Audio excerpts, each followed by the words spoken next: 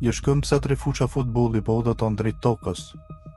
Në 13 prill 2029 ai do të kalojë më afër nesh se satelitet që përdorim çdo ditë për televizionin dhe internetin.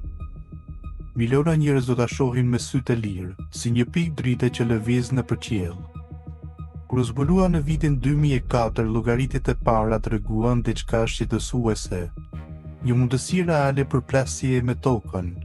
Emri i tij Apophis. Në qershor të vitit 2004, astronomët në observatorin Kitt Peak në Arizona vunë re një pikë të vogël drite që lëvizte me syjeve. Në fillim dukej si një asteroid i zakonshëm, po kur shkencëtarët llogaritën orbitën e tij, rezultati i la pa fjalë. Sipas llogaritjeve të para, ekzistonte një mundësi prej 2.7% që ky shkëm gjigant të përplasej me tokën në vitin 2029. Kjo mund të duket pak, por në astronomi ishte një shifër alarmante.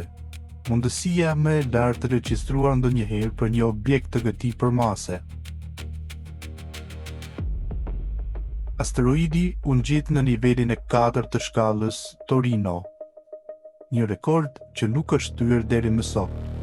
Shkencëtarët e pagëzuan Apophis, sipas figurës mitologjike egjiptiane të Kaosit, me një diametër rreth 340 metra dhe një peshë prej 10 miliona tonësh. Një përplasje do të kishte pasoja të mëdha rajonale. Bota shkencore filloi një garë kundër kohës për të kuptuar, a ishte ky kërcënimral? Vëzhgimet e mëtejshme sollën lajmin e mirë.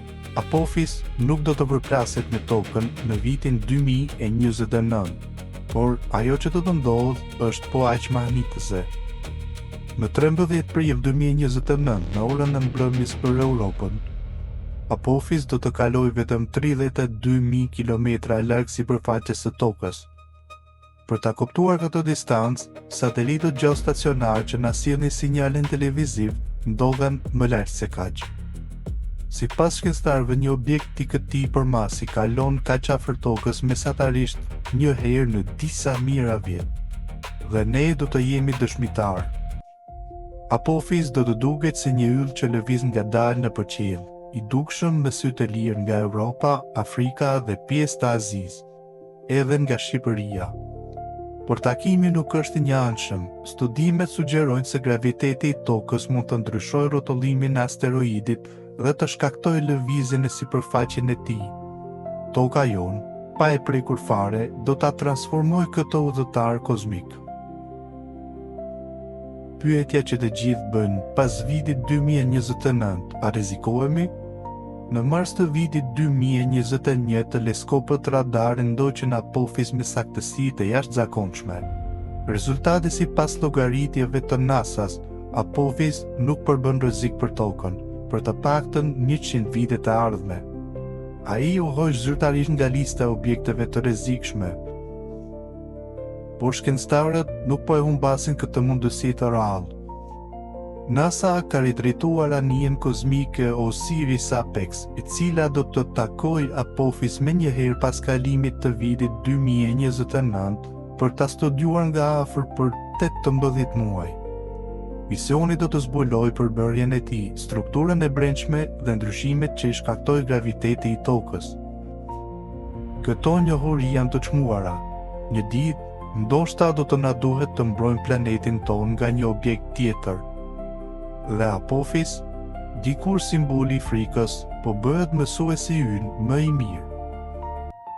Më 13 prill 2029, ngrini syt drejt qiellit. Ajo pikë e vogël drite që lëviz me syjeve ka udhëtuar miliarda kilometra për të na kujtuar diçka të thjeshtë. Ne jetojmë në një univers të gjallë, plot lëvizje dhe mistere. Apophis nuk është më një kërcënim, është një ftesë për të parë lart, për të pyetur dhe për të ndier mrekullinë e të qenit dëshmitar të një ngjarjeje që ndodh një herë në mijëra vjet. Qielli po na fton. Ne duhet vetëm të shikojmë.